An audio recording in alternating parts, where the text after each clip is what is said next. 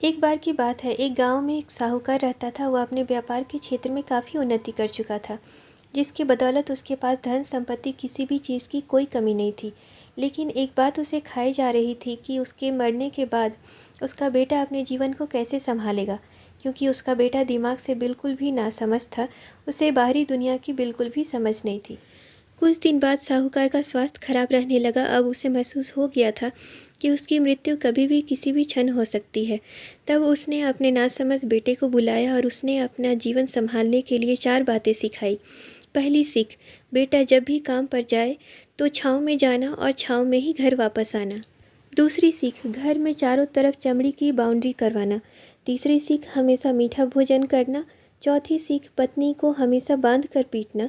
बेटे को 4 बातें सिखाते हुए साहूकार जी स्वर्ग सिधार गए। चूंकि पैसों की कमी थी नहीं, इसलिए उसने यह बात याद करके अपने घर से ऑफिस तक एक बहुत बड़ा टेंट लगवा दिया ताकि धूप से बच सके। पिता की दूसरी बात याद करके उसने अपने घर के चारों तरफ भैंस की चमड़ी की बाउंड्री बनवा दी, जिसकी बदबू से आस पड़ोस के लोग दुखी होने लगे। लेकिन पिता की बात तो माननी होगी। प्रतिदिन अपनी घरवाली से भोजन में केवल मीठी चीज़ बनवाता, जैसे हलवा, खीर। एक दिन उसकी पत्नी ने अनजाने में कोई गलती कर दी तो पत्नी पर उसका गुस्सा इतना भड़का कि वह उसे मारने पर उतारू हो गया।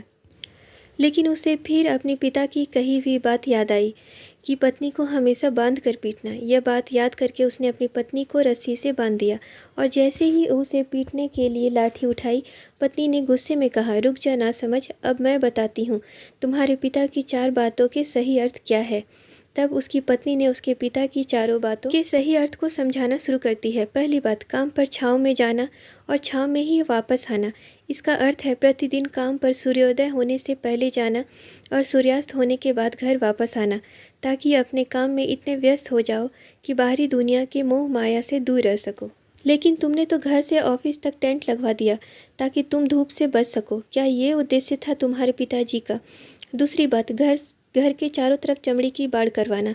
इसका मतलब है अपने घर की सुरक्षा के लिए कुत्ता या बिल्ली पालना ताकि चोरों से सुरक्षित रहा जा सके। लेकिन तुमने तो घर के चारों तरफ भैंस की चमड़ी लगवा दी, जो कि अर्थहीन है। तीसरी बात, हमेशा मीठा भोजन करना। इसका अर्थ है हमेशा भूख तेज लगने पर ही भोजन करना। इससे एक सूखी रोटी भी मीठे भोजन के समान संतुष्टि देगी। जब किसी को बहुत तेज भूख लगती है तो वह यह कहकर भोजन का अपमान नहीं करता कि ये तुमने क्या बना दिया, भला ये भी कोई खाता है। यह तुच्छ लोगों के काम होते हैं और तुम प्रतिदिन मुझसे मीठा भोजन बनवाते हो, जो मनुष्य को गंभीर बीमारी की ओर ले जाता है। चौथी बात, पत्नी को हमेशा बांध कर पीटना। इसका अर्थ जानते हो?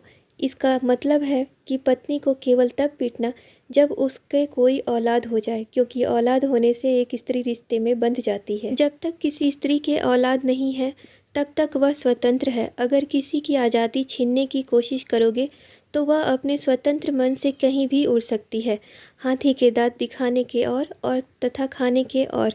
अर्थात पिता ने सिखाया कुछ और, बेटा सीखा कुछ और। उसकी पत्नी इतने दिनों से मौन इसलिए थी क्योंकि वह अपने पति के नासमझ दिमाग को भली भांति समझती थी।